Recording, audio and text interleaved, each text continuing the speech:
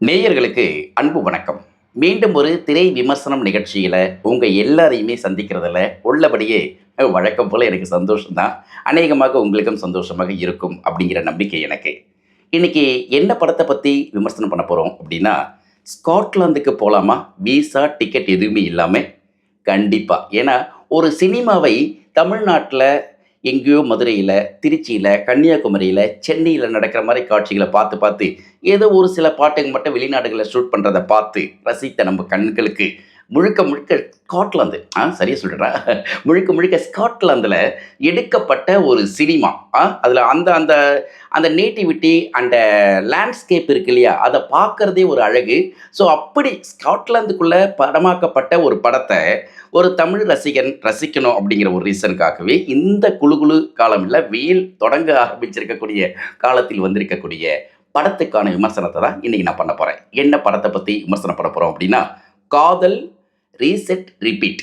என்னடா வித்தியாசமா இருக்கேன்றீங்களா? காதல் ரீசெட் ரிப்பீட் சரியா சொல்லியிருக்கேன்னு நினைக்கிறேன். ஸோ, இந்த படத்தினுடைய விமர்சனத்த தான் உங்களுக்கு நான் சொல்லப் போறேன். வாங்க நிகழ்ச்சிக்கு போலாம். ப்ராக்யூரமைண்ட் AI புத்திசாலியான தானியங்கி செயல்பாடுகள் மற்றும் நேரடி தகவல்களுடன் கொள்முதல் செயல்முறையை மாற்றுகிறது.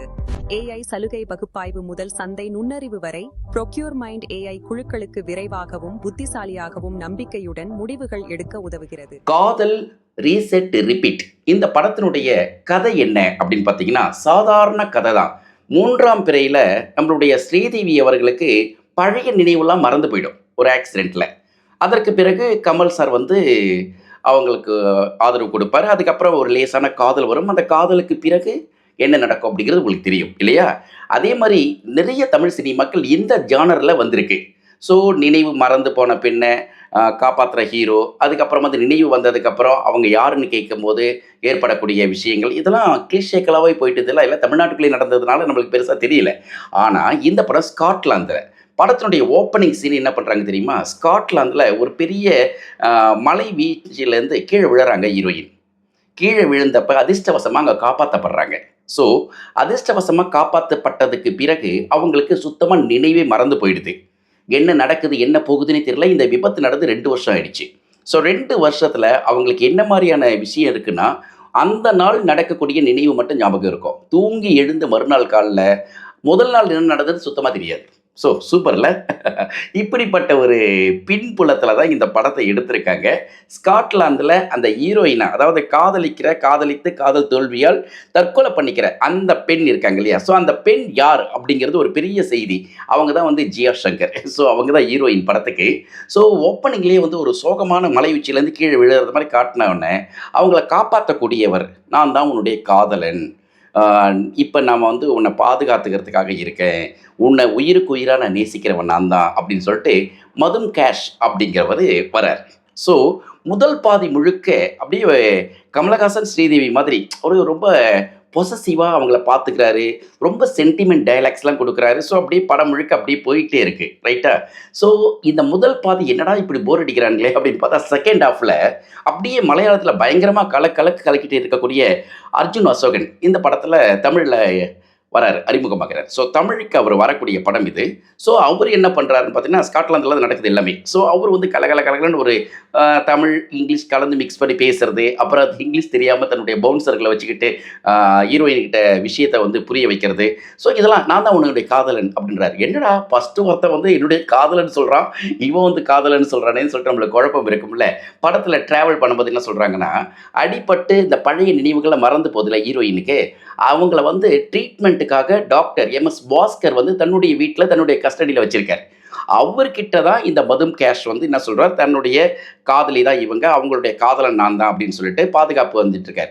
ஆனா ஃபர்ஸ்ட் ஹாஃப்லயே தெரிஞ்சு போயிடுது, இவர் வந்து ஒரிஜினல் காதலன் கிடையாது அப்படின்னு எம்.எஸ். பாஸ்கர் புரிஞ்சுக்கிறார். என்ன காரணம் அப்படின்னா, அவர் ஒன் சைட்ல லவ் பண்ணியிருக்கார். பள்ளிக்கூட காலகட்டத்தில அந்த பொண்ணு மேல அவ்வளோ பெரிய லவ் இருந்திருக்கு மதும் கேஷ்க்கு. ஜியா சங்கர வந்து எப்படியாவது அவங்கள பாதுகாக்கணும், பத்திரமா பார்த்துக்கணுன்ற ஒரே ரீசனுக்காக தான் அவர் லவ்வர் அப்படின்னு சொல்லிட்டு இருக்காரு. ஸோ, செகண்ட் ஹாஃப்ல வரக்கூடியவர் பார்த்தீங்கன்னா, நான் தான் காதலன்றாரு. அவரு ஒரு பல காரணங்கள் சொல்றாரு. ஸோ, இந்த 2 பேருக்கு மத்தியில பாவம் ஜியா சங்கர் வந்து பயங்கரமாக கன்ஃபியூஸ் ஆகுறாங்க. ஏற்கனவே கன்ஃபியூஸ் ஆகி தான் அவங்க ஞாபக மறதியில் இருக்காங்க. ஸோ டெய்லி அன்னைக்கு நாள் நடந்ததை மறுநாள் காலைல கேட்டால் ஒன்றுமே தெரியாதுன்ற பெண்ணு இவங்க 2 பேரும் இப்படி இருக்காங்க. ஸோ யாரை அவங்க தேர்ந்தெடுத்தாங்க? கல்யாணம் யாரோட நடந்தது? அல்லது அந்த காதல் யார் தன்னுடைய காதலன் அப்படின்னு அவங்க கண்டுபிடிச்சாங்க அப்படிங்கிறது தான் மீதி கதை. ஸோ படத்தை பார்த்தீங்கன்னா ரொம்ப கலகலப்பாகவும் கொஞ்சம் போர் அடிக்கிற மாதிரியும் கலந்து கட்டி ஒரு 50-50% ட்ராவல் பண்ணியிருக்காங்க. காதல் ரீசெட் ரிப்பீட் சரியாக சொல்கிறேன். அடிக்கடி மறந்து போயிடுது படத்துடைய பேரே இப்பெல்லாம். ஸோ இந்த படத்தில் ஜியா சங்கர் வந்து நல்லாவே நடிச்சிருக்காங்க. க்யூட்டாக இருக்காங்க பார்க்குறதுக்கு. மதும் கேஷ் வந்து அறிமுகம். ஸோ அவருக்கு வந்து ஒரு பதட்டம் இருக்குது லேசாக. ஸோ அவருடைய ஒவ்வொரு காட்சியிலுமே அவர் பதட்டமாகவே இருக்கார். ஸோ நல்ல அவர் பதட்டத்தை வந்து தெரியாத மாதிரி அவரை டைரக்ட் பண்ணியிருக்காங்க. அது பெரிய விஷயம்.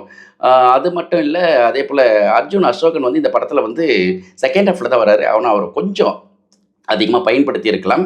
அது பரவாயில்லை. இருந்தாலும் அவர் வந்து தமிழ் என்ட்ரிக்கு ரொம்ப அழகாகவே இருக்குது. எம்எஸ் பாஸ்கர் டாக்டர் வழக்கம் போல் அவர் வந்து ஒரு காமெடி பின்னணியிலையும் அதே போல் கொஞ்சம் சென்டிமெண்ட் டச்சோடையும் அவருடைய கேரக்டர் அழகாக பண்ணியிருக்கார். ஸோ மற்ற கேரக்டர்ஸும் பார்க்கறதுக்கு நல்லாயிருக்கு. ஸ்காட்லாந்துடைய அந்த இடம், அப்புறமா அந்த குழு பிரதேசங்கள், அப்புறமா அந்த வீடு, அந்த அட்மாஸ்பியர் எல்லாமே பார்த்தீங்கன்னா கேமராவில் கலக்கியிருக்கார் அரவிந்த் கிருஷ்ணா. இந்த ஸ்காட்லாந்தை நீ பார்க்கணும் அப்படின்னா விசா டிக்கெட்லாம் வேண்டாம்ப்பா, என் படத்தை பாரு அப்படின்ற மாதிரி அரவிந்த் கிருஷ்ணா வந்து பண்ணியிருக்கிற விஷயத்துக்காகவே இந்த படத்தை போய் பார்க்கலாம் நம்ம தேட்டரில். ஏன்னா பெரிய ஸ்க்ரீனில் பார்க்கும்போது அதோட ஃபீலில் வந்து உணர முடியும் இல்லை. ஒரு காதல் திரைப்படம் ஸ்காட்லாந்து அப்படிங்கிற ஒரு அந்த ஃபீல், அந்த ஒரு விஷயத்தோடு பார்க்கும்போது அது ஒரு சுவாரஸ்யம் நிறைஞ்சதாக இருக்குது. படத்துக்கான எடிட்டிங் வந்து ஆண்டனி பண்ணியிருக்கார். ஸோ 2 பேருமே போட்டி போட்டு பண்ணியிருக்காங்க. சூப்பராக இருக்குது. ஒரு காதல் திரைப்படம், அதுக்காக என்ன மெனக்கடணுமோ அத்தனை மெனக்கடல் இருக்குது. ஹாரிஸ் ஜெயராஜுடைய மியூசிக் வாய்ப்பே இல்லைல்ல. ஸோ ஹாரிஸ் வந்து நீண்ட நாட்களுக்கு அப்புறம் அவருடைய பாட்டு என்னவோ பழைய ஸ்டைல்லே கேட்ட மாதிரி இருக்குது. ஏன்னா ஹாரிஸுடைய பாட்டு என்ன ட்ரெண்டோ என்ன ஸ்டைலில் இருந்தோ அதே தான் கொடுத்துருக்காரு. புதுசாக ஏதாவது பண்ணியிருப்பாருன்னு பார்த்தேன். பெருசாக ஒன்றும் பண்ணலை. இருந்தாலும் ஹாரிஸ் வந்திருக்கார், ஹாரிஸ் இருக்கார் இதில் அப்படின்னு நினைக்கும்போது ஹாரிஸ் ஜெயராஜுடைய பாடல்களுக்கான இசை பின்னணி கொஞ்சம் ஓரளவுக்கு கேட்கலாம். ஏன்னா ரொம்ப நாட்களுக்கு அப்புறம் கேட்குறோமே, அதுக்காக தேட்டரில் போய் பார்க்க முடியும் நம்மளால்.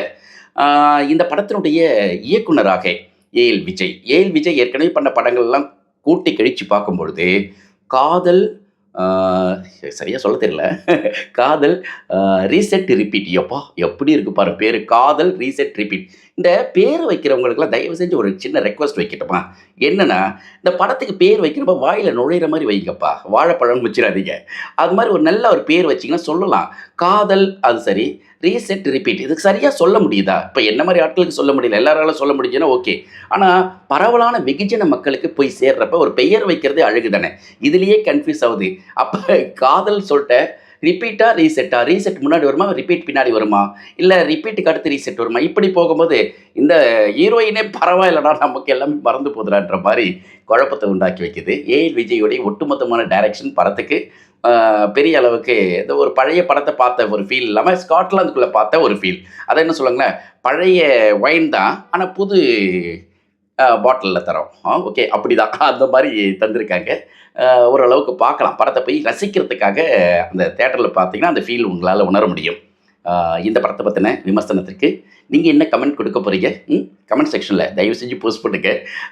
இந்த படத்துக்கு என்னை பொறுத்த வரைக்கும் ஸ்காட்லாந்தை பார்த்த சந்தோஷம் தான் எனக்கு இருக்குது. ஏஎல் விஜய் அப்புறம் நடிச்சிருக்கக்கூடிய முகங்கள், ஸ்காட்லாந்தினுடைய சின்ன சின்ன பகுதிகள்லாம் பார்க்கும்போது மனசுக்கு நிறைவாக இருக்குது. ஸோ இது மட்டும் தான் சொல்ல முடியும்.